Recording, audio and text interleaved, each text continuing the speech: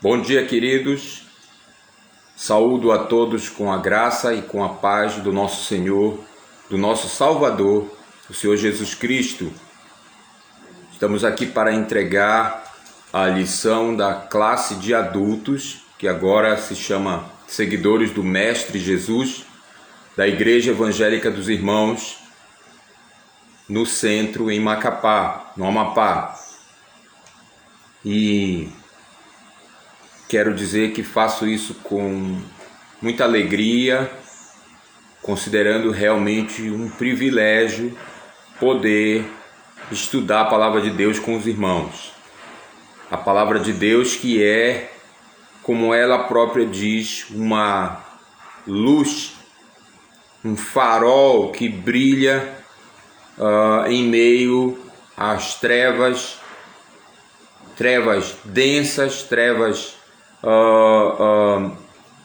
que estão realmente tomando conta do mundo, mas que a palavra de Deus dissipa, como ela mesmo diz, que ela é luz para os nossos caminhos, até o dia em que, como diz a palavra também, o dia da vinda do nosso Senhor Jesus Cristo chegará, e aí sim, como o amanhecer, que não pode ser detido por nada, o nosso Senhor Jesus virá e de fato estabelecerá o seu domínio sobre toda a humanidade. Isso é certo, nós podemos confiar, porque a palavra de Deus nunca falha. E enquanto nós aguardamos este dia, nós estamos aqui, vivendo neste mundo, mas não vivendo como o mundo quer, pela graça, pelo favor do nosso Senhor Jesus Cristo. O apóstolo Paulo diz isso, não é? Embora neste corpo, embora neste mundo, nós não andamos segundo os preceitos, segundo os princípios deste mundo. Ser cristão sempre foi, desde o início, andar na contramão. Jesus chamou os seus discípulos e disse isso claramente. Vocês não são do mundo, pelo contrário, eu escolhi vocês. Eu retirei vocês do mundo. Por isso o mundo vai odiar vocês. Jesus falou isso claramente. E o que Jesus falou para os seus discípulos vale para nós hoje também. Eu às vezes convido ou convidava, até um ano atrás, as pessoas para virem a nossa escola dominical. Eu sempre falo, compartilho lá da palavra de Deus, lá com a classe de adultos, no domingo, se você quiser ir lá. E é interessante que eu falava com algumas pessoas e elas diziam, que horas? Eu falei, 9 horas da manhã. Eles, 9 da madrugada, cara. Alguns brincavam assim, né? Não, dia de domingo é o dia que eu acordo meio-dia, 1 hora. Eu acordo cedo da semana toda, dia de domingo eu tenho que dormir até tarde. Ok, né? Muita gente pensa assim, né? Não, domingo é o dia para mim, né? Não, domingo é o dia para mim, eu tiro para mim.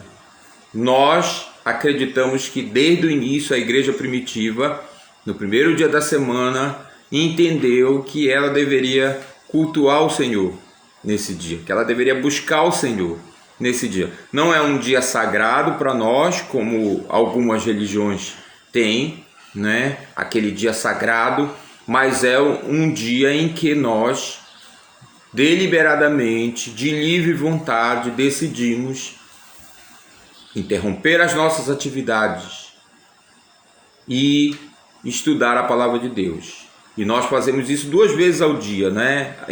Como igreja, de manhã e à noite. E eu creio que temos sido abençoados pela palavra do nosso Deus. De novo, não é um dia sagrado, não é que se você... Algumas pessoas trabalham, né? Às vezes não podem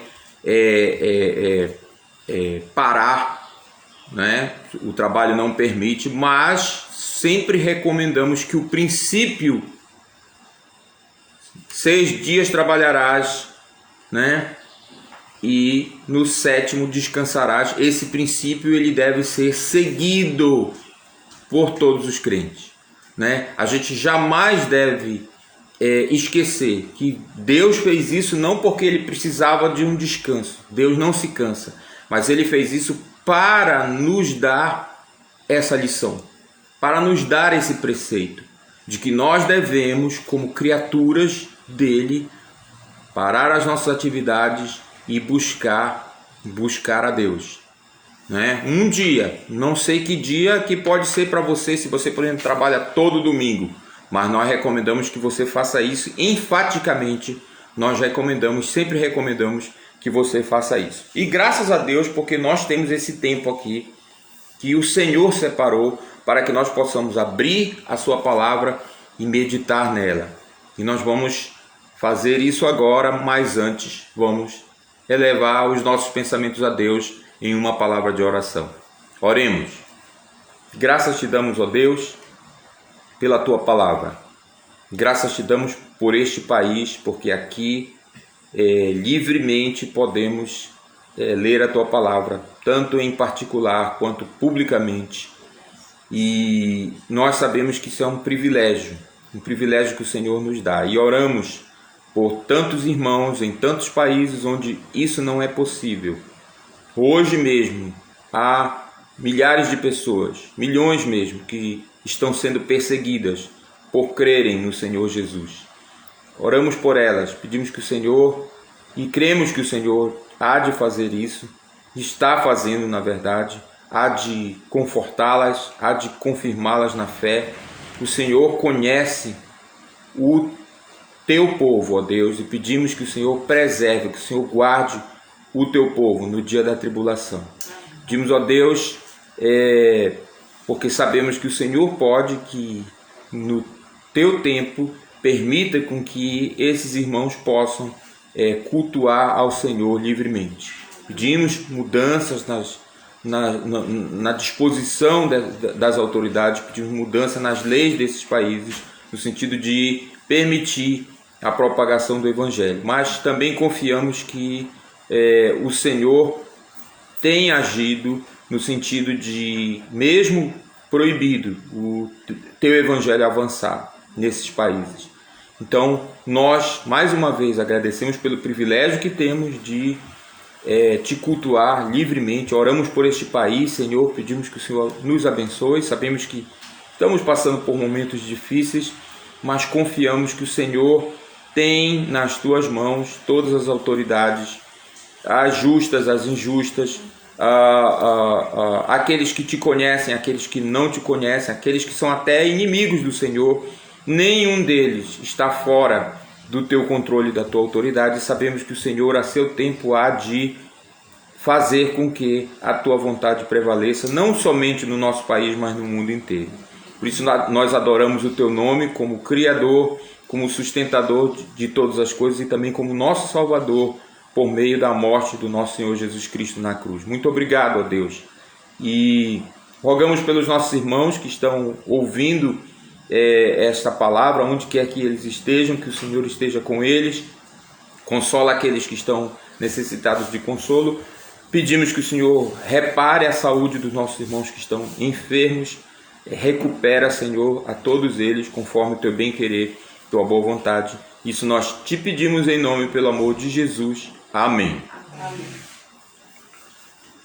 Muito bem, nós estamos estudando a primeira carta de Paulo a Timóteo, a partir desta série Cartas a Timóteo e Tito, né, da editora cristã evangélica. Estamos usando esse material como suporte e nós estamos aqui já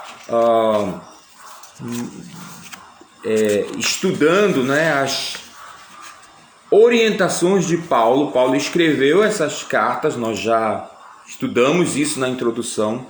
Paulo escreveu essas cartas no sentido de orientar aos seus companheiros de ministério, no caso Timóteo e Tito. Timóteo estava em Éfeso, uma cidade ali na região da Ásia Menor, uma cidade onde Paulo trabalhou, né, por 3 anos ali naquela cidade, se esforçou bastante. Lá em Atos capítulo 20 nós temos aquela palavra de despedida, não é, que o apóstolo faz aos presbíteros lá da igreja de Éfeso. Ele estava em Mileto, não quis parar em Éfeso, mandou chamar os presbíteros lá de Éfeso. Vocês lembram dessa história? E ele fez uma exortação que é muito tocante a aqueles irmãos, no sentido de que eles permanecessem na doutrina verdadeira, na fé, na confiança no Senhor Jesus. E já agora, no final do seu ministério, Paulo escreve essa carta e orienta Timóteo sobre como ele deveria organizar as igrejas, ou a igreja lá de Éfeso. E essa carta, que é chamada de pastoral, ela circulou ao longo da igreja primitiva. Nós já falamos sobre isso aqui, né? A autoria dessa carta nunca foi questionada pela igreja primitiva, pelo contrário, ela foi atestada pela igreja primitiva. Os primeiros questionamentos sobre a autoria dessa carta vão aparecer no século XIX, né? E no século XX eles se intensificam e, infelizmente, para nossa tristeza, né, hoje em dia essa é a opinião corrente em muitos círculos acadêmicos, inclusive evangélicos, de que essas cartas não foram escritas por Paulo. Eu já falei aqui que nós acreditamos que essas cartas são sim autenticadas, não somente pelo testemunho da igreja, mas também pelo que elas dizem, né? Porque o que elas dizem confirma a verdade revelada do Evangelho do Senhor Jesus. Então, nós já estamos aqui no capítulo 2, versos de 1 a 15. É o nosso texto básico da lição número 3, a oração e o culto público. A gente já começou, né, na semana passada. E esse é o texto básico que nós vamos ler, como sempre, aqui na Nova Versão Transformadora, que é o livro-texto que a classe adotou, ou que o professor adotou, se você preferir, né? Mas eu sempre leio e sempre tomo como base a Nova Versão Transformadora, tradução da editora Mundo Cristão. Então vamos ler. 1 Timóteo capítulo 2, versos de 1 a 15. Em primeiro lugar, recomendo que sejam feitas petições, orações, intercessões e ações de graça em favor de todos, em favor dos reis e de todos que exercem autoridade, para que tenhamos uma vida pacífica e tranquila, caracterizada por devoção e dignidade. Isso é bom e agrada a Deus, nosso Salvador, cujo desejo é que todos sejam salvos e conheçam a verdade. Pois há um só Deus e um só mediador entre Deus e a humanidade, o homem Jesus Cristo. Ele deu sua vida para comprar a liberdade de todos. Essa é a mensagem que foi entregue ao mundo no momento oportuno. E fui escolhido como pregador e apóstolo para ensinar aos gentios essa mensagem a respeito da fé e da verdade. Não estou mentindo, digo a verdade. Quero, portanto, que em todo lugar de culto os homens orem com mãos santas levantadas, livres de ira e de controvérsias. Da mesma forma, quero que as mulheres tenham discrição em sua aparência, que usem roupas decentes e apropriadas, sem chamar a atenção pela maneira como arrumam o cabelo, ou por usarem ouro, pérolas ou roupas caras. Pois as mulheres que afirmam ser devotas a Deus devem se belezar com as boas obras que praticam. As mulheres devem aprender em silêncio e com toda submissão. Não permito que as mulheres ensinem aos homens, nem que tenham autoridade sobre eles. Antes, devem ouvir em silêncio. porque em primeiro lugar Deus fez Adão e depois Eva. E não foi Adão o enganado, a mulher é que foi enganada e o resultado foi o pecado. Mas as mulheres serão salvas, dando à luz filhos, desde que continuem a viver na fé, no amor e na santidade com discrição. Esse é o texto, o capítulo 2, né, na sua integralidade. Eu chamo a atenção de vocês, eu já expliquei isso outras vezes, essa divisão em capítulos e em versículos, ela não é inspirada. Deus não inspirou os autores da Bíblia, dizendo, ó, escreve aí, Paulo, o capítulo 1 da carta, versículo 1, e aí Paulo escreveu, versículo 2, aí Paulo escreveu. A gente já comentou isso, né, várias vezes. Essa divisão em capítulos, ela foi feita ao longo da história da igreja, né, em capítulos e em versos, né, pelos estudiosos, para facilitar a localização. Né? Os capítulos e os versos são como endereços, né?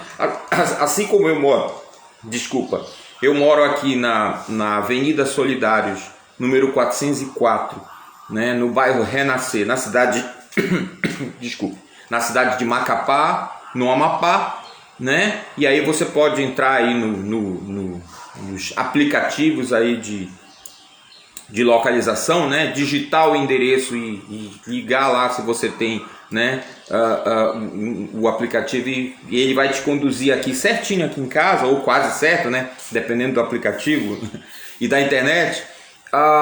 Os capítulos e os versículos são como endereços para que nós localizemos as passagens. Fica muito mais fácil. A Bíblia tem, né, sei lá quantos, já fizeram esse cálculo, eu de vez em quando leio, mas esqueço sempre, né? Uma miríade de capítulos, de versículos, tem muita coisa na Bíblia, então facilita, né? Quando você diz assim, ó, 1 Timóteo, capítulo 2, versículo 1, fica fácil de achar, né? Paulo recomendando, antes de qualquer coisa, para Timóteo e, portanto, para a igreja, que haja oração, que haja intercessão, que haja súplica, que haja ação de graças em favor de todos. Então fica fácil da gente localizar esse texto. É para isso que servem os capítulos e os versículos. Mas como tudo que é feito por nós, seres humanos, há falhas, né? Essa divisão em capítulos e em versículos, arbitrária, portanto, de acordo com a vontade dos homens que estudaram a Bíblia, né? Ela cometeu equívocos, né? E eu até acho que seria interessante um estudo temático em cima dessas cartas, porque vocês vão ver, a gente vai e volta, tá? Há coisas aqui que a gente vai repetir, há coisas que a gente vai reiterar, espero que talvez até com uma maior propriedade, à medida que a gente for estudando, com um maior cuidado até, com um exame maior, quem sabe. Mas eu estou dizendo tudo isso para vocês para deixar aí bem tranquilo, né, o seu coração, no sentido de que os temas vão se repetir, certo? Alguns temas nessas cartas, e que a gente vai seguir aqui a programação da revista e vai estudar de acordo com a ordem que eles aparecem nos capítulos e nos versículos, tá? Então, isso significa que a gente vai repetir de vez em quando algumas coisas, certo? Mas o Paulo mesmo, o apóstolo Paulo mesmo diz isso numa das suas cartas: a mim não me desgosta e é para a segurança de vocês que eu repito as mesmas coisas. Então eu não tenho problema de repetir e espero que vocês também não tenham problema em ouvir as mesmas coisas de vez em quando. Já falamos sobre essa questão do culto público. Já explicamos, né, nas lições passadas, que o culto público é o culto no ambiente da igreja. E o que é a igreja? A igreja é cada cristão reunido aos seus irmãos ao redor desse planeta. Isso é a igreja. A igreja do nosso Senhor Jesus Cristo, é importante a gente lembrar disso, é uma só.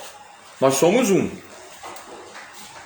O Senhor Jesus nos fez um só corpo quando Ele morreu na cruz. E pela fé em Cristo, todos nós somos membros deste corpo, que é a sua igreja.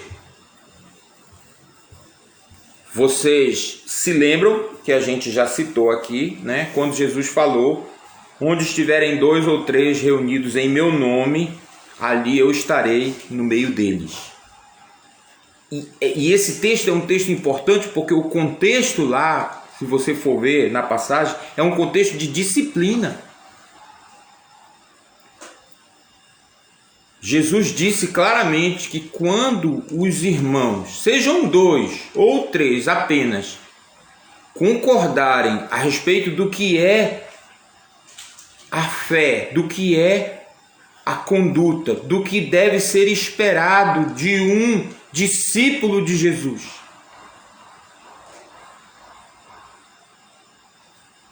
ele diz claramente, está ali confirmando aquela decisão. É por isso que Paulo, e isso não está muito colocado aqui na revista, por isso que eu estou falando, é por isso que Paulo insiste de novo nessa questão da verdade. Olha aí, por favor, comigo, versículo 6, novamente. Ele, isto é, Cristo, deu sua vida para comprar a liberdade de todos. Essa é a mensagem que foi entregue ao mundo no momento oportuno. E fui escolhido como pregador e apóstolo para ensinar aos gentios esta mensagem a respeito da fé e da verdade. Não estou mentindo, ele repete, digo a verdade. Então, é muito importante a gente lembrar disso. Quando os crentes em Cristo Jesus se reúnem, sejam 2 ou apenas 3, em torno da verdade que o nome de Jesus traz, nós podemos ter confiança que Jesus há de confirmar aquilo que está sendo dito. Infelizmente, alguns têm abusado desse texto. Algumas pessoas que se dizem cristãs, o texto é esse: onde estiverem 2 ou 3 reunidos em meu nome, ali estarei. As pessoas se reúnem, às vezes um tirano, um ditador dentro da comunidade impõe as coisas para a comunidade, faz a comunidade concordar com ele, depois ele diz: olha, a Bíblia diz: onde estiverem 2 ou 3 reunidos em meu nome, ali estarei. Então é Cristo que está fazendo isso. Nada. Vai olhar o que foi decidido. Vai ver.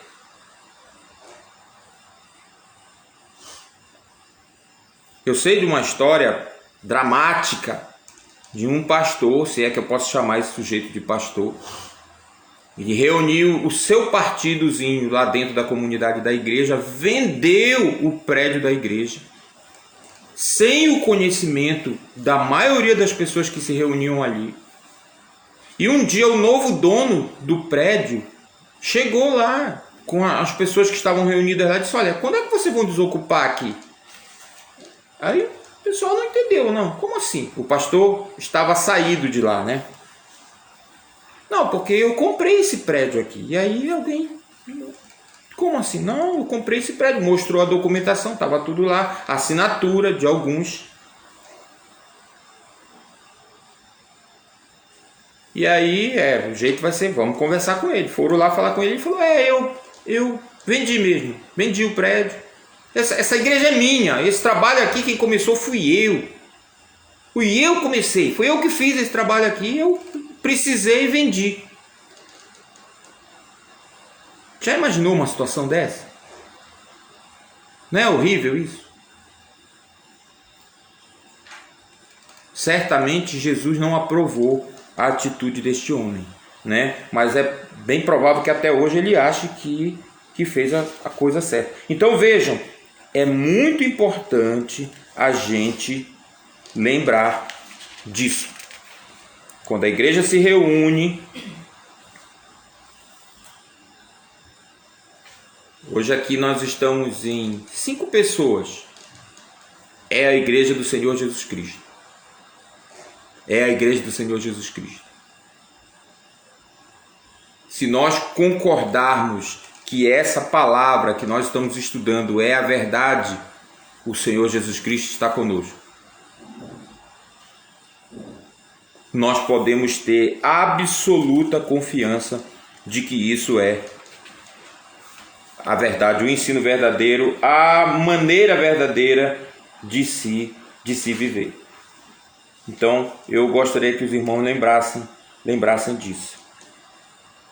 O termo aqui, eu já trabalhei esse termo com vocês em outras oportunidades. Aletheia, a palavra que Paulo usou aqui.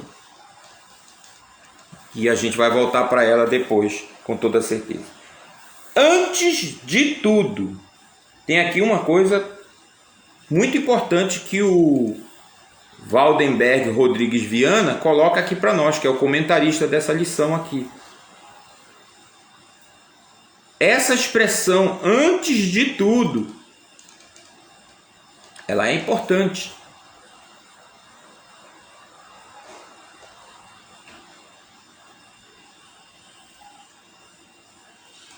Eu tenho uma história que, de novo, não é uma história muito bonita de se contar, mas é verdadeira e serve para nós refletirmos sobre esse ponto.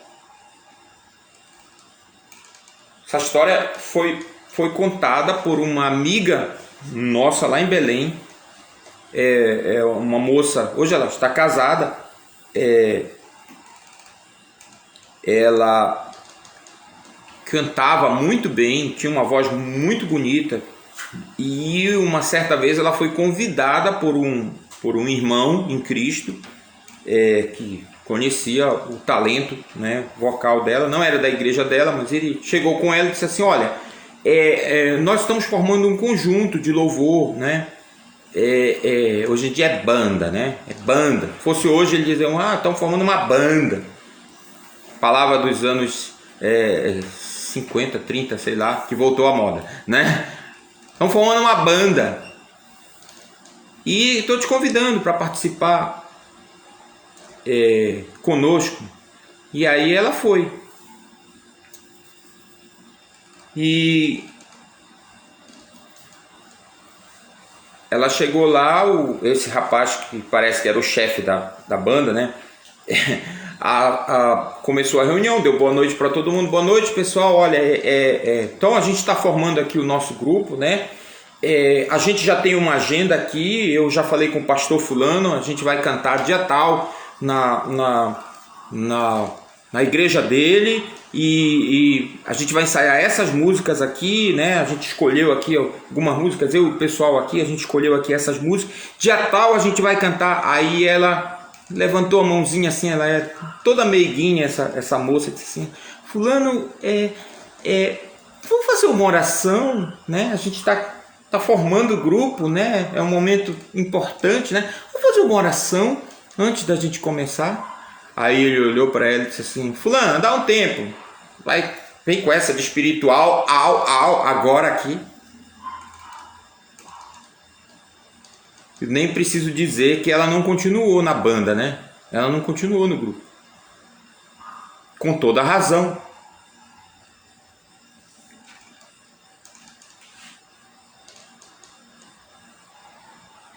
Não procurei saber se esse grupo foi bem sucedido ou não, até mesmo porque sucesso, né? Essa história de escala de sucesso é uma coisa bem complicada.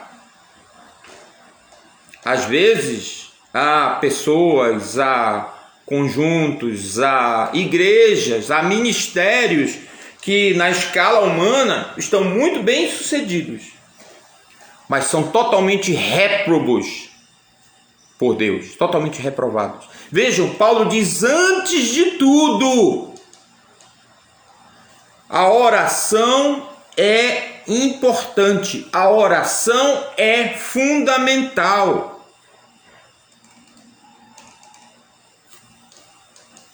Nós, crentes, sabemos disso. Sabemos porque a palavra nos diz, mas também sabemos por experiência. Você nunca passou pela experiência de, você acordar espavorido, às vezes atrasado, e aí você começa na correria do dia e faz isso, e faz aquilo outro, e as coisas começam a dar errado. Vai dando errado aqui, vai dando errado ali, vai dando errado lá, né? E aí de repente você, uma hora lá de sufoco, você diz: meu Deus, o que está acontecendo? Meu Deus, cadê tu? Tá tudo dando errado hoje. E aí o Espírito Santo, porque Deus é bom, Deus é misericordioso, diz: agora, Eliézer, agora tu está apelando para mim. E aí você vai se lembrar que você começou o seu dia sem buscar o Senhor, sem agradecer por ter amanhecido vivo. Porque a palavra é clara: as misericórdias do Senhor são a causa de não sermos consumidos, porque as suas misericórdias se renovam a cada manhã. Cada vez que nós vemos esse sol aí brilhando sobre as nossas cabeças de novo, nós somos lembrados por esse sol aí que Deus foi misericordioso conosco e nos permitiu ver mais um dia amanhecer.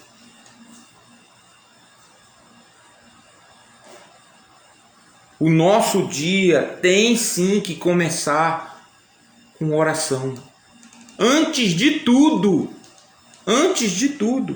nós desde a semana passada estamos lendo textos correlatos, né, que foram aí selecionados pela própria editoria da revista e por mim. Essa semana são todos textos que eu coloquei no grupo da classe, mostrando a importância da oração.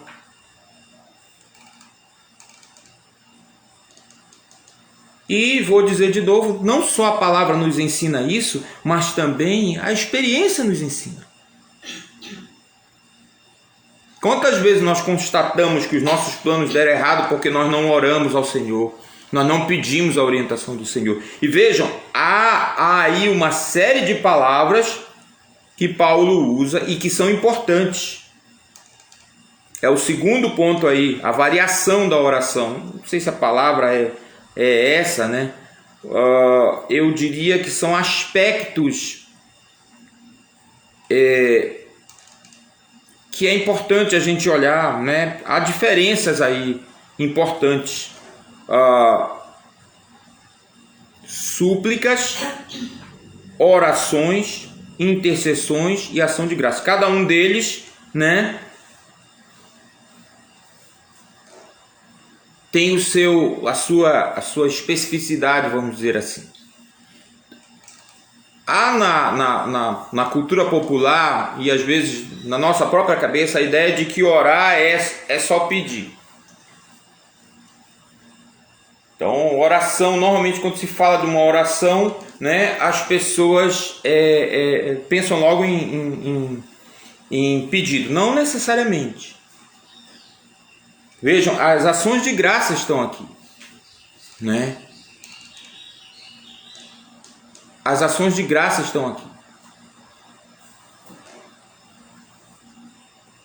Esses tempos que nós estamos vivendo, que o noticiário virou obituário, né?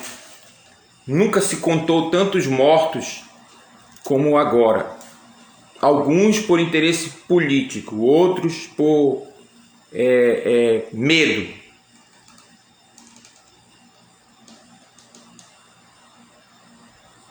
Outros, não sei, né? Cada um que pense um pouco a respeito. Pessoalmente, eu estou meio que dando um tempo nesse negócio de contar mortos, com todo respeito. Mas eu acabei constatando que, no meu caso, estava me deixando muito para baixo. Essa coisa de ficar acompanhando esses gráficos, e subiu e desceu, isso que estava me causando assim uma certa apreensão, até mesmo revolta, porque você começa a pensar e enfim, eu vou falar mais sobre isso daqui a pouco. Então eu pessoalmente resolvi, não, eu vou dar um tempo nisso aí, não vou mais acompanhar aí como eu estava acompanhando. Mas para uma coisa isso serve.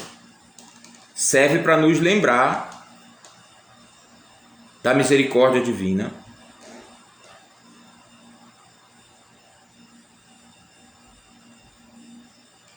Serve para nos lembrar que não só quem está lá no leito do hospital agora precisa do favor de Deus, mas quem está andando na rua também precisa.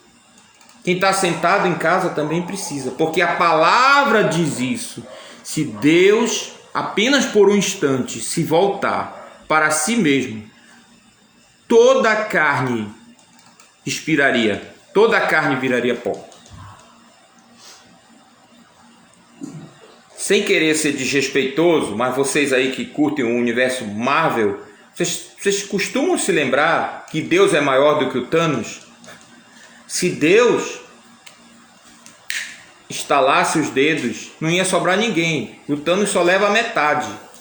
Se Deus, apenas por um instante, preste atenção para isso, que a palavra lá quer dizer, é um tempo infinitesimal, numa piscada de olho. Se Deus, numa piscada de olho, resolvesse olhar só para si mesmo, considerar só Ele mesmo, todo mundo ia morrer. Todo ser vivo ia morrer. Então nós precisamos nos lembrar disso e sermos gratos. Antes de qualquer coisa, antes de tudo. Tiago fala sobre isso claramente lá. Prestem atenção vocês que dizem, amanhã nós vamos fazer isso, vamos para a cidade tal, vamos negociar, vamos ter lucro. Tiago foi incisivo lá, ele disse, quem são vocês? Vocês são como neblina, vocês são como um sopro.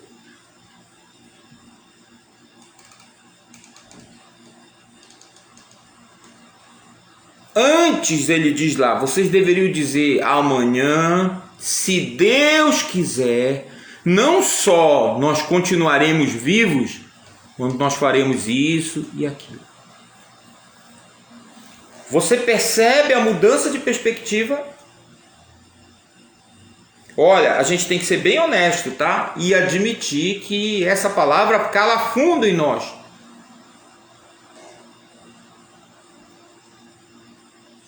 Porque há uma tendência natural dentro da gente de achar que a gente está no controle da nossa vida. Não estamos.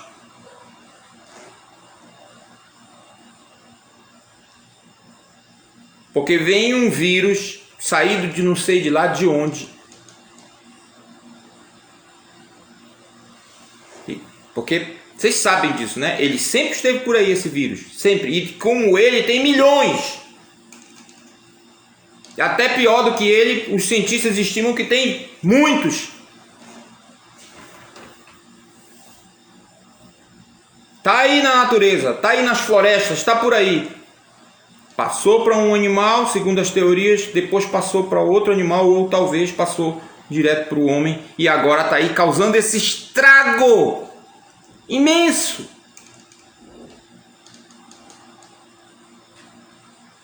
E toda a humanidade, governos, agências, recursos, uma infinitude sendo direcionados para combater. Não é interessante isso? Para combater esse inimigo. Um negócio que a gente nem enxerga a olho nu. De novo, nós não estamos no controle. Nós não estamos no controle da nossa vida. Nunca estivemos. Nós somos como neblina, que o vento bate e dispersa.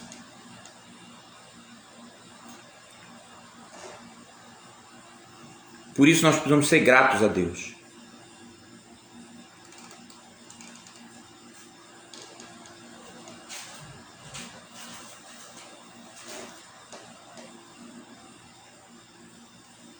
Vamos prestar atenção para isso. Antes de tudo, antes de todas as coisas, diz Paulo. E vejam, a gente já falou sobre isso aqui. Está recomendo aqui, mas não é um pedido, não é um conselho, é uma ordem. No original tem esse sentido.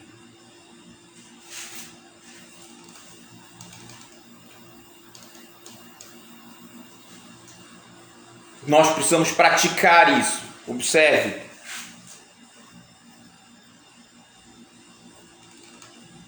Precisamos ser gratos, precisamos suplicar, rogar a Deus, pedir, precisamos orar em favor de todos.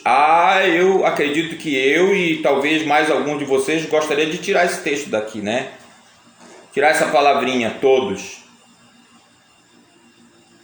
Olha, a gente pode até tirar, mas isso não vai resolver a nossa situação não, tá? Não vai. Jesus nos mandou orar até pelos nossos inimigos. Então não vai resolver tirar esse todos daqui, tá bom? Não vai resolver.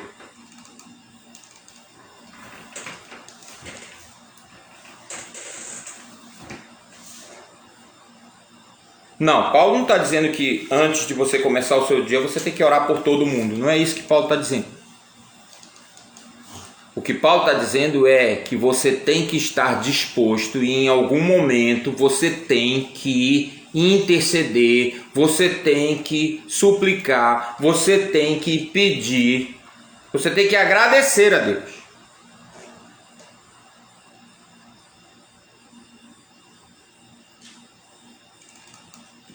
Vai piorar. Vai piorar. Versículo 2. Em favor dos reis e de todos que exercem autoridade. Ah, não. Peraí, Paulo. Peraí. Eu tenho que orar? Ah, não. Peraí. Ah, não. Já ouvi, gente. Eu não consigo. Não, eu não consigo. Eu não consigo nem... Pensar nesse homem me faz mal. Ah, é, querido. Ah, é, querida. Eu vou lhe dar um conselho. Comece a sua oração com ação de graças. Diga assim, olha, Deus, obrigado porque eu sou tão péssimo, eu sou tão ruim, eu sou tão deplorável quanto... Aí você cita o nome dessa pessoa. E mesmo assim, o Senhor foi misericordioso comigo. O Senhor não me tratou como eu mereço ser tratado, como o pecador que eu sou. Comece a sua oração assim e você vai ver se isso não vai te motivar. Se você não vai pensar assim, já nem é mais tão ruim, já nem é mais tão difícil orar por essa pessoa. É tudo uma questão de perspectiva, meu querido, minha querida. A igreja brasileira, eu sempre combato a generalização, né? Mas agora eu vou usar essa expressão porque está aí, nós estamos sendo cobrados, nós estamos numa situação complicada, muito complicada. Parte da igreja, pelo menos que se diz, que se presume igreja, está apoiando o que não devia ser apoiado.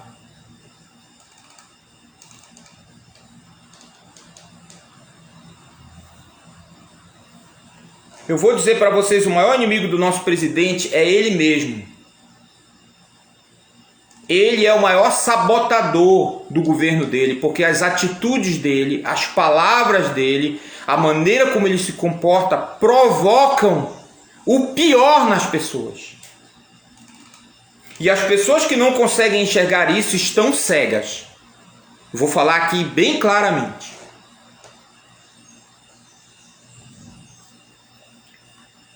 Eu não consigo conceber que alguém ouça coisas horrorosas que ele diz às vezes e ouça isso impassível e comece... Ah, mas e daí? Gente, eu não consigo imaginar isso. Não, eu não vou repetir aqui nada das coisas horrorosas que ele está dizendo. Deus me livre.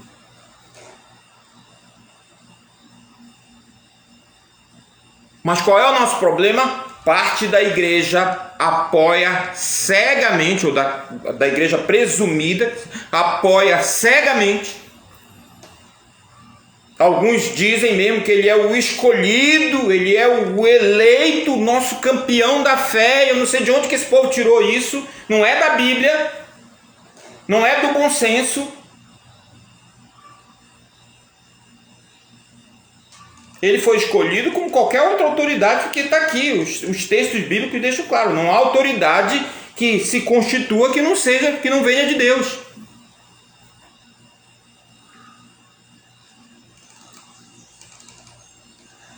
Aí tem a outra parte, que é contra, que não, ele não presta, nada do que ele faz é certo, não consegue enxergar. Sim, eu vou falar, eu apanho de qualquer jeito, né? Eu vou apanhar de qualquer jeito aqui, vou apanhar dos dois lados, eu sei disso, eu estou acostumado, aliás, estou acostumado. Mas sim, o governo, não necessariamente o presidente, mas o governo está fazendo alguma coisa boa sim. Só o fato de a gente não ter mais um ministro preso a cada 2 meses, acusado de corrupção, para mim já é um grande avanço, viu? Porque a coisa tava complicada, tava difícil. Não estou dizendo que a corrupção acabou, não estou dizendo isso. E também não estou me desviando do texto não, porque eu estou aqui exortando vocês a orarem por esse homem. E não me venha com esse subterfúgio de dizer, eu oro pelo cargo dele, eu não oro por ele. Isso é conversa fiada, tá? Não existe isso. É ele, é essa pessoa aí que está no cargo. Mesma coisa dizer, eu honro a autoridade dele, eu não honro ele. Isso aí é só conversa ao vento. Porque a Bíblia não diz para você orar pelo cargo. A Bíblia diz para você orar pela pessoa. Você leu aqui, querido? Você prestou atenção? Você sabe quem era o imperador nessa época aqui? Você sabe quem era o rei aqui? Vamos dizer assim, nessa época que Paulo escreveu isso aqui? Nero, você conhece a história de Nero, né? Se você teve um bom professor de história, um professor de história razoável, você conhece. Nero foi o homem que usou os cristãos como tochas vivas nas ruas e nas arenas de Roma. Ele prendia os cristãos, entrava nas casas, bastava uma denúncia. E ele mandava prender, depois ele botava numa estaca, jogava piche e tacava fogo. Vocês que assistiram o filme Paulo, o Apóstolo de Cristo, aparece essas cenas horrorosas, claro que uma encenação, mas aparece lá e assusta. Você imaginar um crente, um cristão, andando pelas ruas de Roma, ladeado pelas tochas dos seus irmãos lá, em fogo, é uma coisa realmente tenebrosa, assustadora. Paulo mandou orar por esse homem. O homem que seria o responsável pela decapitação dele mais tarde.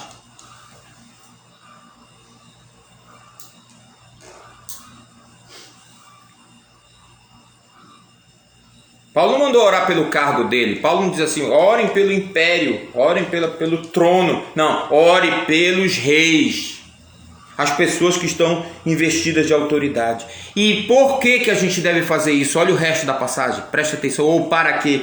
Para que tenhamos uma vida pacífica e tranquila, caracterizada por devoção e dignidade. Está aqui, meus queridos, está aqui, preste atenção. O que você está ganhando se tornando mais um dos opositores do presidente aí pelos Facebook da vida, pelas redes sociais da vida? Você está ganhando o que com isso? Você está ganhando miséria, querido. Você está ganhando irritação. Você está ganhando ódio no seu coração.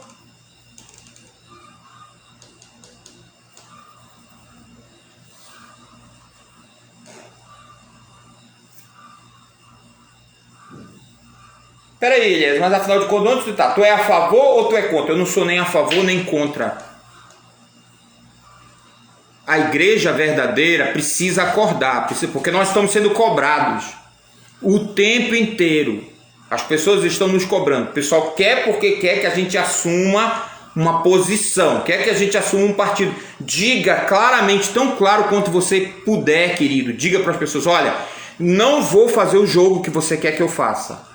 Eu, como cristão, oro por esse homem, oro pelo presidente Bolsonaro, oro para que ele faça um bom governo, oro para que ele acuda as pessoas, oro para que Deus, em sua misericórdia, permita com que ele abençoe as pessoas, como qualquer autoridade deveria fazer.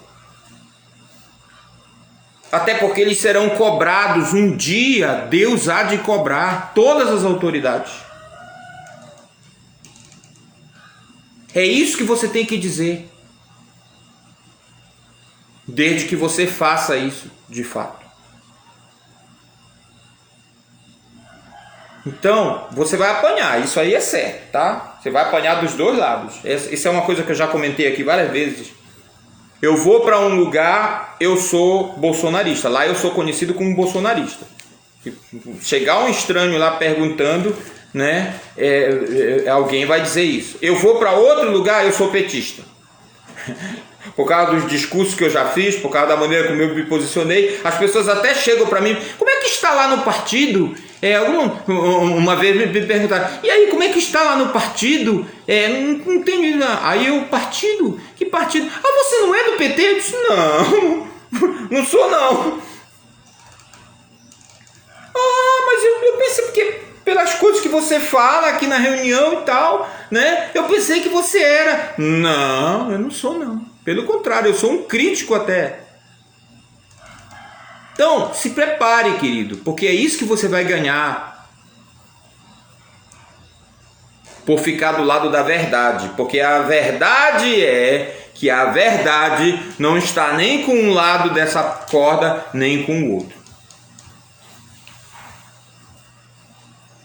Por isso o povo de Deus tem que clamar. Mais do que nunca é hora da gente fazer o que a Bíblia está dizendo aqui. Orar. Orar, suplicar.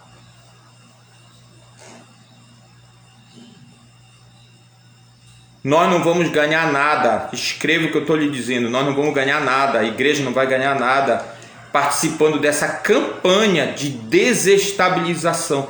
Isso, entenda, algumas pessoas querem exatamente isso. Querem que as instituições estremeçam. Querem que as instituições ruam. Venham abaixo mesmo. Elas apostam no caos, elas apostam no quanto pior, porque vai ser melhor para elas. Entenda isso. Então preste atenção.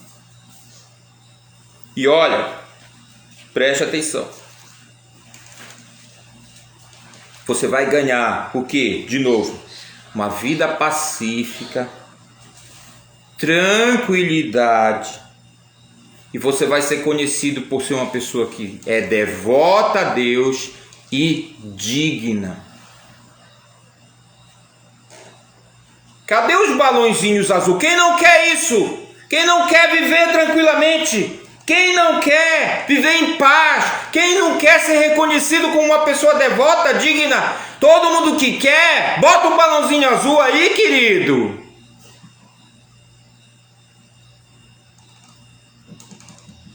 Nós precisamos ousar, nós precisamos dizer: Jesus, eu quero isso, eu quero viver assim, eu quero ser reconhecido como uma pessoa que tem devoção ao Senhor. Não tem esse negócio de a minha bandeira é verde e amarela, a minha pátria é o Brasil. A nossa pátria está nos céus.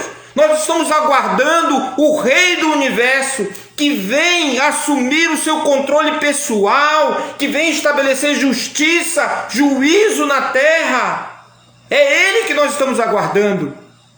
Um juiz perfeito, um juiz incorruptível, um juiz verdadeiro, um juiz que julga segundo a reta justiça. Esse é o Senhor Jesus Cristo. É a Ele que nós estamos aguardando, é a Ele que nós servimos.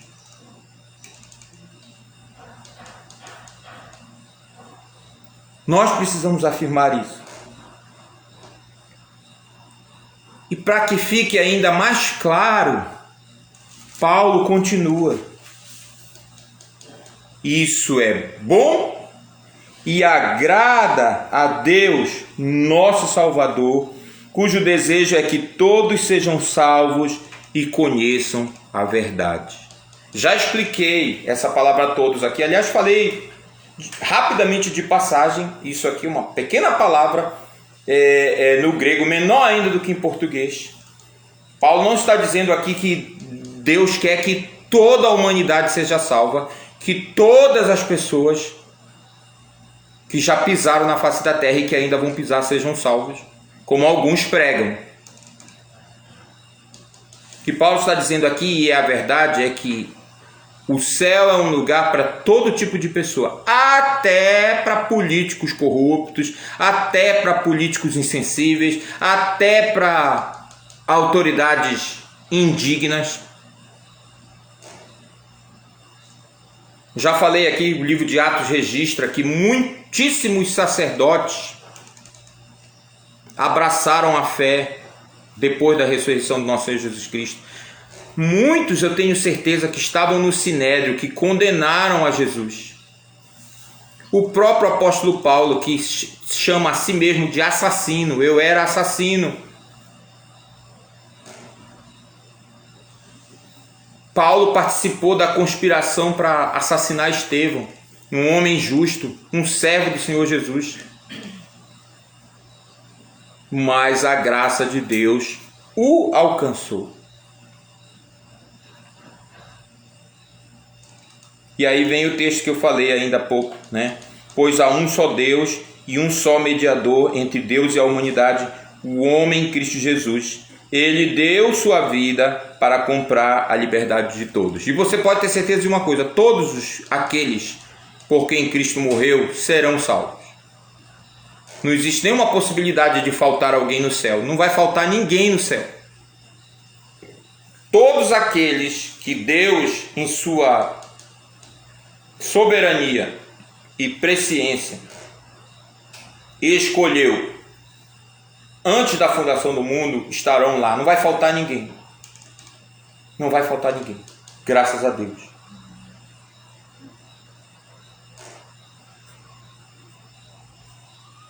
E aí ele diz, já li, mas vou ler de novo: essa é a mensagem que foi entregue ao mundo no momento oportuno.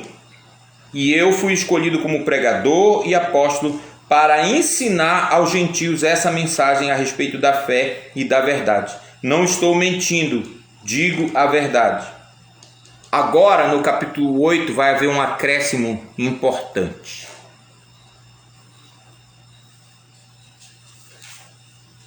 E você que é homem e tem aí a Bíblia Nova, versão transformadora, você vai ler comigo agora. Você vai ler comigo agora. Você que é homem e tem a nova versão transformadora. Vamos ler. Diz assim: quero, portanto, que em todo lugar de culto os homens orem com mãos santas, levantadas, livres de ira e de controvérsias. Agora, querido, é aqui conosco, tá? Agora é conosco. Estamos aí avançando, né? Já vimos a advertência para a oração, já vimos a abrangência da oração em favor de todas as pessoas, já vimos o objetivo da oração para que vivamos vida mansa e tranquila, já vimos o prazer da oração, que isso é bom e aceitável diante de Deus. Agora o local para a oração é em todos os lugares. E agora, ponto 2 aí, agora o negócio vai pegar para o nosso lado: os homens no culto.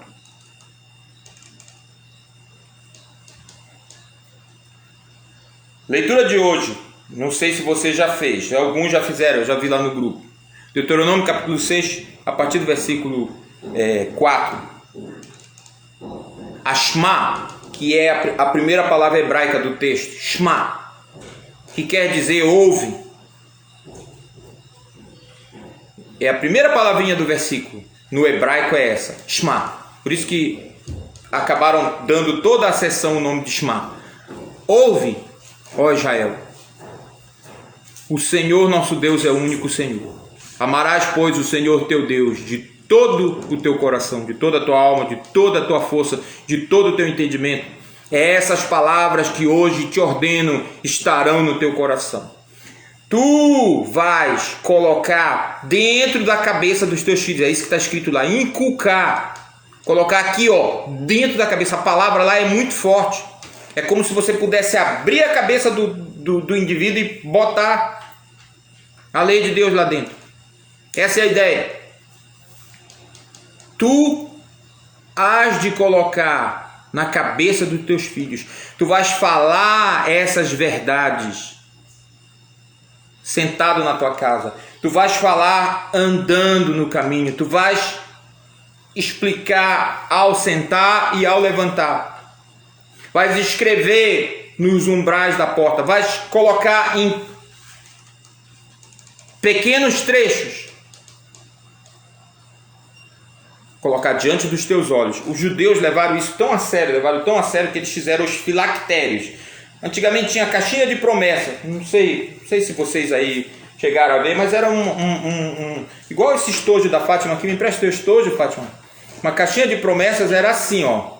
Ela vinha desse jeito assim, né? Tinha um zíper aqui, né? E tinha vários versículos bíblicos pequenininhos. Vários, né? Versículos pequenininhos que você podia ler em família ou ler sozinho. Era caixinha de promessa. Vendiam muito, agora parece que caiu em desuso. Obrigado, Fátima. Os filactérios era mais ou menos parecido com isso. Pequenas caixinhas onde eles escreviam porções da lei em papiro ou pergaminho, e eles literalmente amarravam aqui, e aquela caixinha ficava pendurada aqui no... Bom, eu não sei se Deus tinha isso em mente quando eles fizeram isso. Eu creio que não, mas não posso afirmar. O que Deus estava querendo dizer para o povo e está dizendo para nós hoje é que a palavra de Deus tem que ser prioridade na nossa vida, no sentido de estudarmos a palavra, memorizarmos a palavra e vivermos com essa palavra o tempo todo, orientando a nossa vida.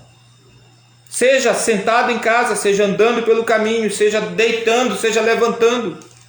E essa palavra foi ouvida primeiramente pelos homens, porque diz lá o texto que todo Israel ficou diante de Moisés enquanto ele entregava a lei.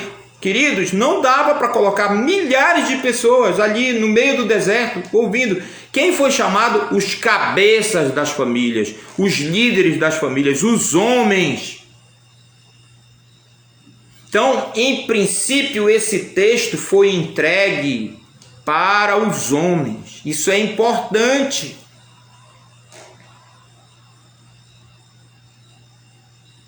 Nós, homens, precisamos admitir, para a vergonha nossa, as nossas esposas, nós homens casados, estão muito mais interessadas em oração do que nós. E eu estou falando com você, comigo, homem da Igreja Evangélica dos Irmãos em Macapá.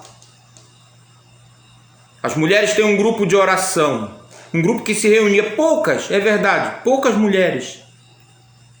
Mas elas perseveram ao longo dos anos. A pandemia veio, o grupo não pôde mais se reunir, mas ao que me consta, até hoje existe o grupo não foi desfeito. As irmãs continuam colocando seus pedidos lá, seus agradecimentos e quem orando. É o tipo de coisa que eu digo assim, quem está fazendo está recebendo a bênção, quem não está, enfim. Mas o que eu quero dizer é que há essa iniciativa da parte delas. Eu não vejo nenhum tipo de iniciativa nesse sentido conosco, homens. E nós precisamos perguntar, por que a gente não faz? Será que a gente se acha mais ocupado do que as mulheres? Vejam, essa crítica, ontem eu falava sobre isso com jovens. Nenhuma palavra que eu prego, ou que pelo menos eu venha a pregar, nenhuma palavra tem que atingir outra pessoa que não seja eu mesmo primeiro. Então eu pensei muito nisso. E eu tenho que dizer isso para vocês.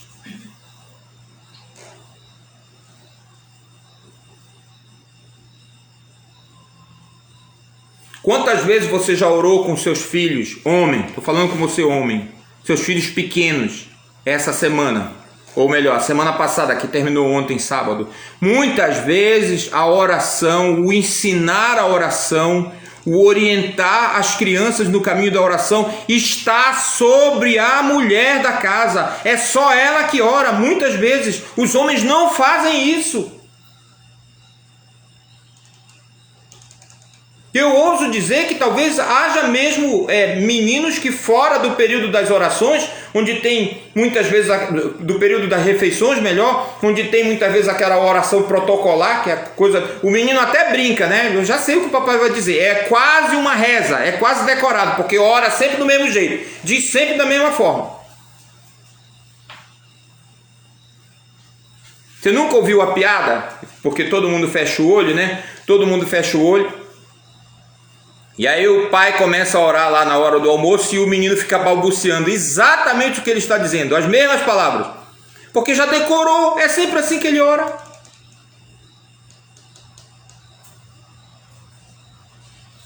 Então, a minha pergunta para você é, fora desse período protocolar de oração, as refeições,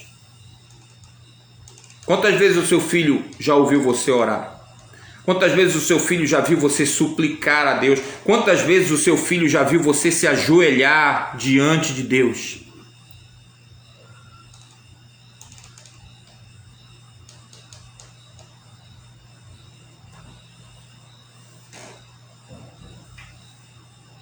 Eu posso garantir para vocês porque eu passei por isso. A imagem do nosso pai ajoelhado aos pés de Deus orando é impactante. Eu nunca me esqueço, às vezes que eu vi meu pai, raro, você tem o seu momento de intimidade lá, mas algumas vezes ele sentiu necessidade disso e não quis saber quem estava perto, ajoelhou e orou.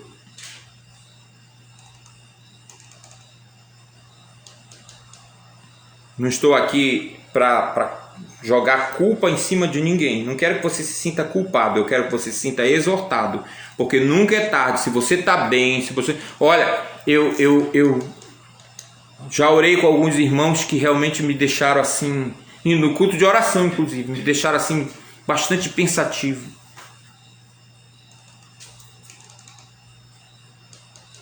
Orava com um irmão quando eu estava no Pacoval que eu achava interessante. Ele sempre pedia desculpas. Olha, irmão, desculpa, mas orar para mim é de joelho. Aí botava a sandalinha havaiana dele no meio, assim, colocada nos joelhos, assim, ou então no chão, ajoelhava e orava. O tempo todinho da oração. A dele e a minha, na quarta-feira.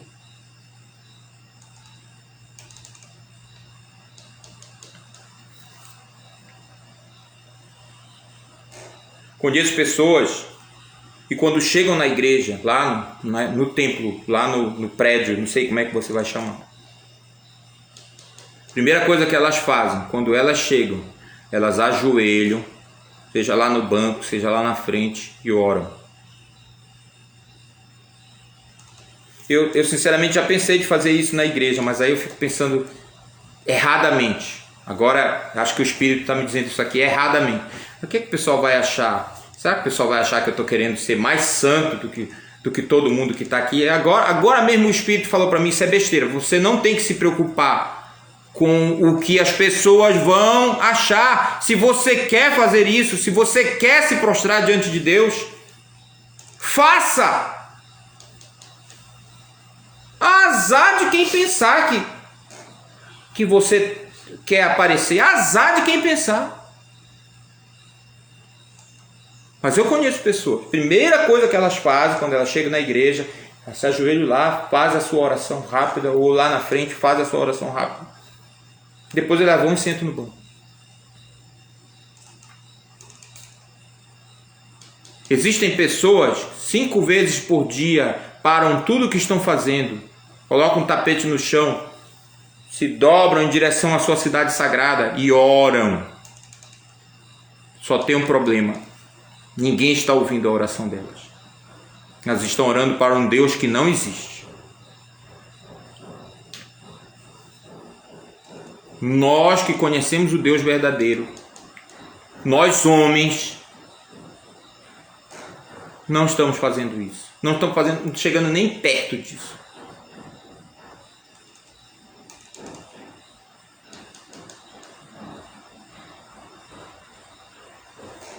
Então nós precisamos parar e pensar.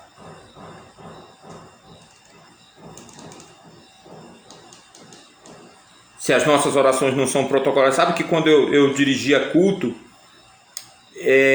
depois de um tempo foi um cuidado que eu comecei a tomar. Até porque eu vivenciei isso. Às vezes eu saía de casa, tinha tido uma discussão séria, ou com a Fátima ou com algum dos meninos. Chegava lá na igreja, estava lá na frente, aí, irmão Eliese, ore. Eu não estava em condições de orar, nenhuma condição. Mas eu orava. Olha o pecado. O que vão achar, né? O que vão dizer? Às vezes você está com o coração pesado, e a única coisa que você deve dizer para Deus é como o publicano, como eu sempre digo, bater no peito e dizer: Deus tem misericórdia de mim porque eu sou um pecador. Isso só. Mas aí você faz aquela oração bonita, né? Nosso Deus, nosso Pai que está no céu, nós te adoramos. Que nada, não adora nada, rapaz. Você está brigado com a sua mulher. Você foi injusto com seu filho, lá na sua casa, na saída para a igreja. Para com isso. É na hora, meu amigo. O Espírito fala na hora.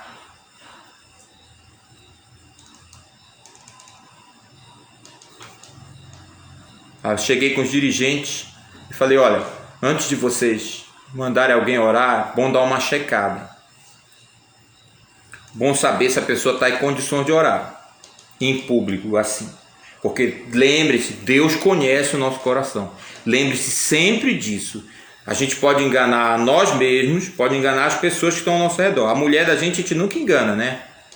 Nunca. Se a gente estiver nessa condição, ela sabe.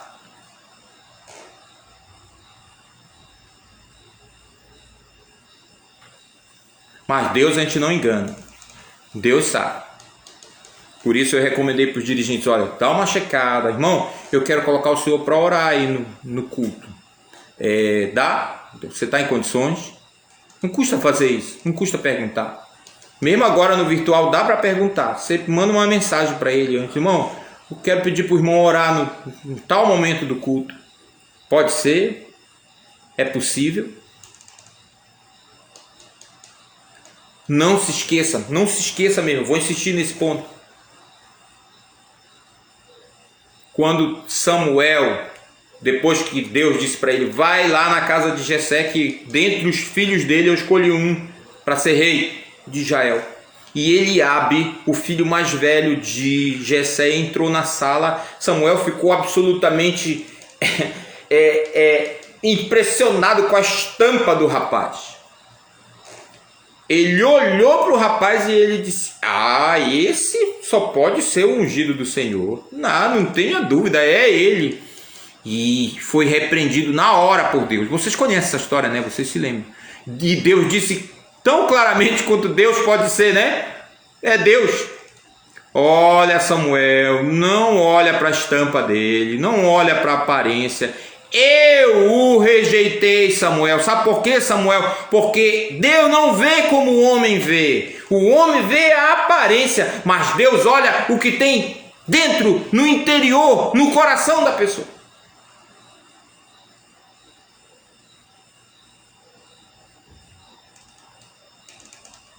Como você vai orar agradecendo pelo amor de Deus, agradecendo pela misericórdia?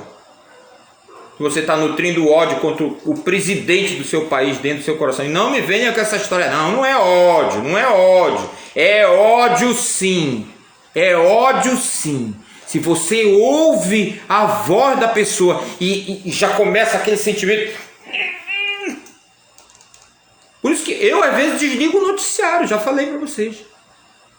Eu sei dos monstros aqui dentro de mim. Eu sei contra o que eu tenho que lutar. Aliás, eu já passei por isso antes. Não é a primeira vez que eu passo por isso, não, que eu estou passando agora. Com relação a presidente, não. Ó, faz uns anos que eu estou vivendo nessa luta, tá? Ó, faz uns anos.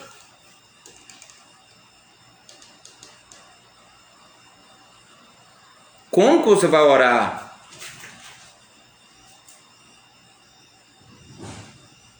Nessa condição. Por isso, Paulo acrescenta aqui, preste atenção: quero que os homens orem com mãos santas levantadas. Isso é um costume dos judeus. Eles normalmente oram com as mãos desse jeito. Essa é a posição típica do adorador em todo o mundo antigo, todo mundo no Oriente, onde você pode ver as imagens, inclusive de outros povos, né? Vários deles. Você tem lá os adoradores, os reis, às vezes até, inclusive você tem a divindade lá representada. Você pode ver, eles estão sempre assim. É uma postura que significa duas coisas: submissão. Você está reconhecendo que você está ali como alguém que precisa do favor daquela divindade lá. E as mãos ficam desse jeito porque o adorador reconhece que tudo que ele tem vem da divindade. É a divindade que dá. Por isso ele está assim, com as mãos desse jeito, fechar aqui para vocês enxergarem melhor, para receber. É por isso que eu sempre recomendo, quando as músicas na igreja que falam de mãos levantadas, não levante sua mão assim. Não levante desse jeito. Porque isso aqui é um gesto que em quase todas as culturas significa apartamento, né? No caso dessas músicas. Às vezes a gente canta para aclamar, né? E quando você aclama, você faz assim, tem vários gestos. Mas quando você está falando de adoração, o correto é você levantar a mão desse jeito assim. Certo? Não significa que você não está querendo receber a bênção, não. Significa que você está reconhecendo que o que você tem vem das mãos de Deus e você humildemente recebe dele. Nas cortes antigas, os reis costumavam fazer, inclusive os conquistadores, eles costumavam fazer audiências em que eles distribuíam presentes às pessoas. Era essa a ideia que eles queriam passar. Olha, eu sou aquele que vai agraciar vocês. Então as pessoas iam lá, tinha toda uma pompa, tinha todo um ritual. Às vezes entregavam presente, mas também recebiam presentes. É um gesto muito bonito que a gente pode continuar adotando sem problema nenhum. Mas é bom você prestar atenção. As mãos têm que ser santas. Aqui eu poderia passar o resto da manhã só falando sobre isso. O que significam essas mãos santas? Paulo diz duas coisas aqui que são importantes: livres de ira e de controvérsias. Então a gente acabou de falar aqui. O autor aqui, o comentarista, ele vai citar, vocês que leram, né, vocês viram, ele vai citar aqui, né, eu vou ler até aqui: a postura física na oração não é uma questão tola. É ponto 2 aí, levantando mãos santas, né? Vou começar de novo. A postura física na oração não é uma questão tola, uma vez que em muitos lugares ela é citada. Neemias 8:6, Tiago 4:8, Lucas 24:50. Aqui a expressão mãos santas alude não somente à postura do membro em si, mas se verifica a necessidade de santidade, de uma postura de alma limpa, conforme recomenda Davi. É essa a ideia. Não é que eu vou levantar as mãos para Deus se eu às vezes nem quero as coisas que Deus me dá, se eu estou reclamando. Se Deus está me dando as coisas liberalmente e eu estou querendo mais. Você não se irrita quando você às vezes com sacrifício dá alguma coisa para o seu filho e ele desdenha? Vocês já passaram por essa experiência? Eu já passei.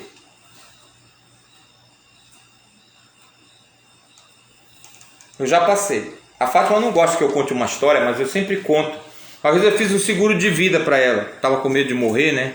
Aí eu fiz um seguro de vida para ela. Cheguei em casa com a pólice do seguro e disse: olha, dá uma olhada aí quanto tu vai ganhar se eu morrer, olha. Agora ela olhou, viu o valor e disse assim: só isso? Rapaz, aquilo me arrasou. Tanto que eu não renovei a apólice, ó. Não, eu não renovei por outra razão. Mas eu achei assim, poxa, será que tá tão sacrificioso assim que ela achou tão pouco? Eu deveria ter perguntado, mas não tive coragem. Quanto é que tu acha que vale aí? Histórias, né? Histórias de casais.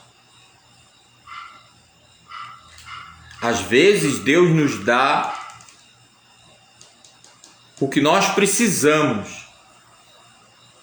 Mas porque nós estamos pensando no que nós queremos e não no que nós precisamos, a gente acha pouco.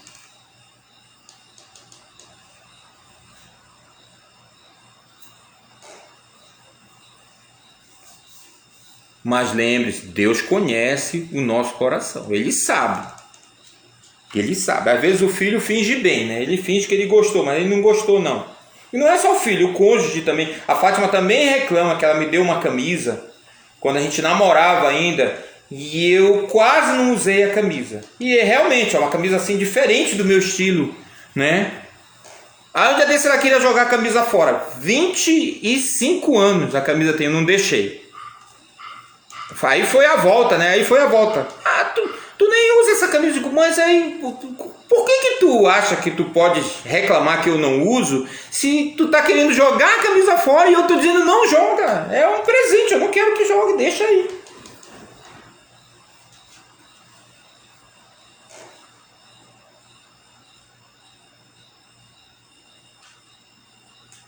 Mas ela tem razão, num certo sentido. A gente dá as coisas que a gente quer que a pessoa use, né?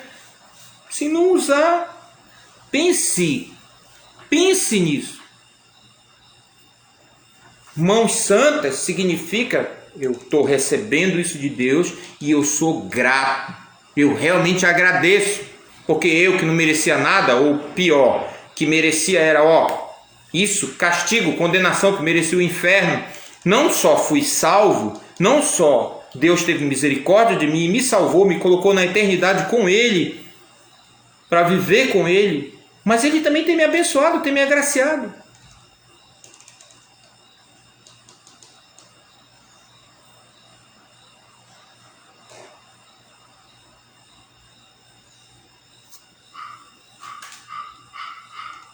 Como o profeta diz, vamos pensar, trazer à memória aquilo que nos dá esperança. A situação do Brasil está ruim, nós estamos insatisfeitos, profundamente insatisfeitos com a gestão do governo na pandemia, e é verdade, a gente está assim, e não é só o governo federal, os governos estaduais estão falhando muito, os municipais também estão falhando. Estão fazendo o que podem até, mas tem um monte de falhas, a gente sabe disso. Mas a gente pode e deve agradecer a Deus pelo nosso país, pela liberdade de culto que nós temos no nosso país.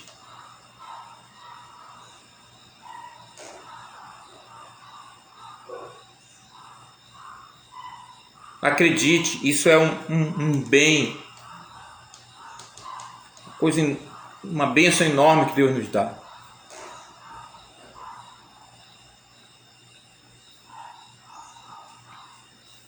Eu não posso levantar as mãos como adorador, a menos que eu esteja realmente disposto a aceitar de Deus aquilo que Ele me dá.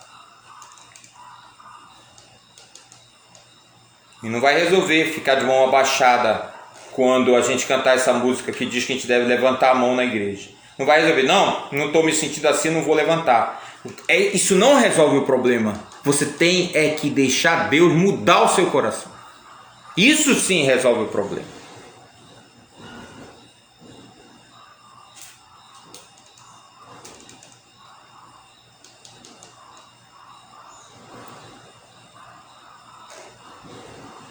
Então, queridos, homens, vamos pensar um pouco sobre isso.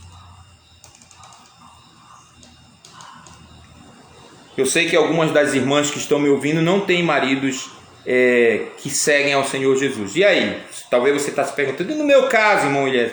No seu caso, querida, faça o que você já vem fazendo. Se você tem filhos pequenos, orientando seus filhos, procurando encaminhá-los no caminho do Senhor, confie nele e faça isso.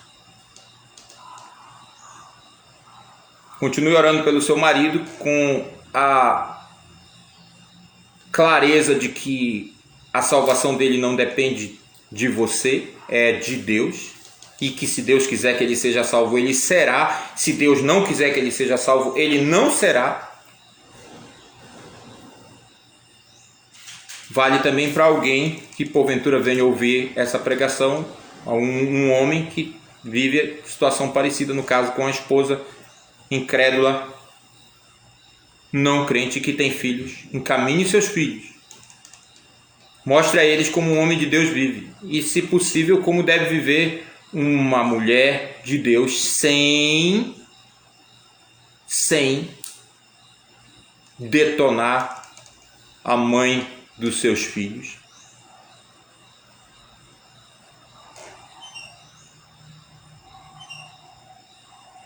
Você pode mostrar como deve viver um homem ou uma mulher de Deus, com mansidão, sem ira, sem, como diz Paulo, controvérsia. Não vai adiantar ficar expondo o outro mais do que já está exposto, né? Porque as crianças sabem. As crianças sentem muito mais do que sabem. Tenha certeza disso. E siga em frente confiando em Deus. Ensine seus filhos a orar. Ore com eles. Alguém aí pode estar pensando, mas Elias, e o caso do meu marido que é crente e não faz isso? Aí é muito simples, aí é fácil. Fale com o pastor. Ele é membro da igreja? Fale com o pastor. Pastor Igor, não sei se está me ouvindo agora, mas é a coisa certa a fazer. O pastor vai falar com ele. Se não resolver, o pastor vai chamar mais 2 homens.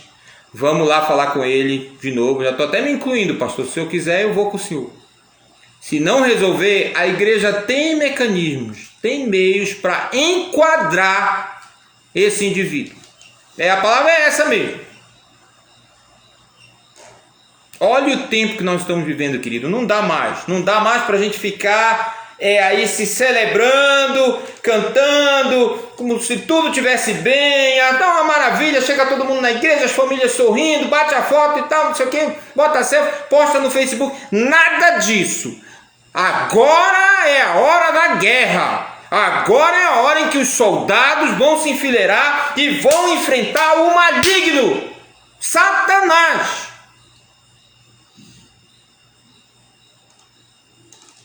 Nós não podemos mais ter soldados relapsos na nossa fileira.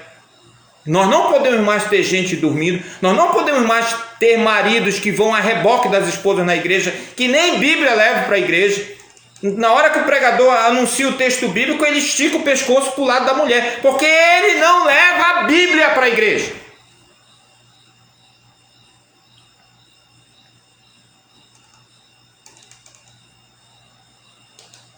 Eu acho isso importante, querido. E se você pensou nada a ver aí, você tem problema com isso. Pode ter certeza disso. Seu filho precisa ver você com a Bíblia aberta na igreja. Seu filho precisa ver você atento, prestando atenção. Em casa. Porque quando ele vai ler... Não, estou falando da igreja mesmo. Estou falando em casa não se discute. Em casa não se discute. Claro que precisa ver em casa, mas eu estou falando na igreja. Seu filho precisa ver. A gente está falando aqui de culto público, de ordem no culto. O seu filho precisa ver você na igreja, atento, prestando atenção à palavra, lendo, fazendo suas anotações, se você gosta, tem gente que gosta.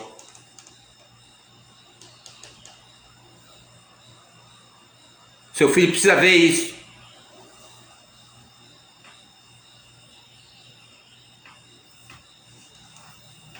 Então, se tem alguém aí que o marido não está fazendo isso, a igreja tem como trabalhar isso aí.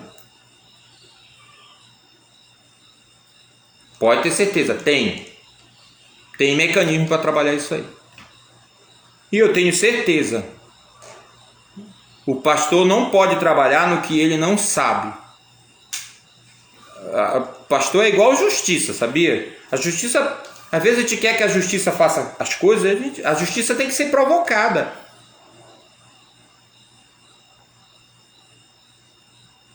Parar com esse negócio de ficar falando. O juiz às vezes só faz cumprir a lei. Se tem algum problema com a lei precisa ser mudada e é no legislativo que a lei muda. Não é o juiz, pelo menos não deve ser o juiz que muda a lei. A igreja é mais ou menos a mesma coisa. A igreja pode agir, mas a igreja precisa ser provocada num certo sentido.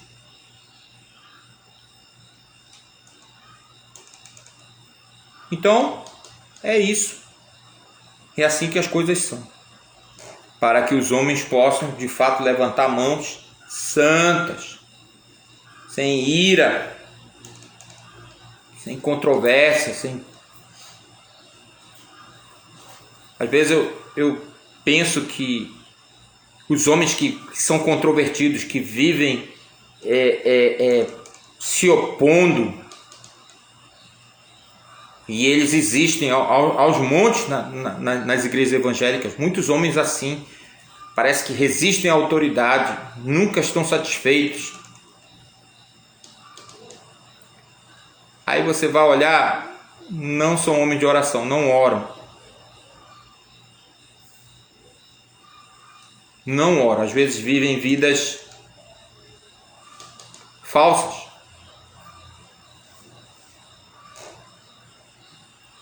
São uma coisa da porta de casa para fora e outra da porta de casa para dentro. Mas os filhos sabem. A esposa sabe. Mas às vezes o pastor não sabe. A igreja não sabe. Aí complica. Que Deus nos abençoe. As mulheres ficam para a semana que vem. Negócio. Eu acho que eu estou até adiando isso. O negócio vai pegar. O negócio vai pegar domingo. Orem por mim. Domingo o negócio vai pegar. Até suei aqui, deu até calor. Mas nós vamos falar. Se é para pregar a Bíblia, a gente vai pregar a Bíblia toda. A gente tem que falar. Que Deus nos abençoe. Vamos orar. Graças te damos, ó Deus, uma vez mais, pela tua palavra.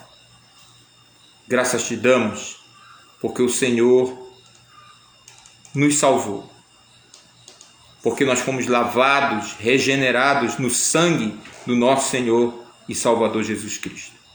Muito obrigado, ó Deus, pela vida eterna. Muito obrigado pela certeza de que os nossos pecados foram perdoados. Queremos te pedir, ó Deus, que o Senhor nos abençoe para que nós possamos viver tudo aquilo que o Senhor já planejou para nós ao nos salvar. Que possamos praticar boas obras, as obras que o Senhor preparou para que nós andássemos nelas, como diz a tua palavra. Abençoa todos os homens, ó Deus, que estão ouvindo essa palavra, aqueles que têm família, aqueles que têm filhos pequenos, adolescentes. Ó Deus, faz com que esses homens assumam a liderança, no sentido de levarem seus filhos à oração, no sentido de se preocuparem em suplicar a Ti, em interceder, de serem gratos a Ti.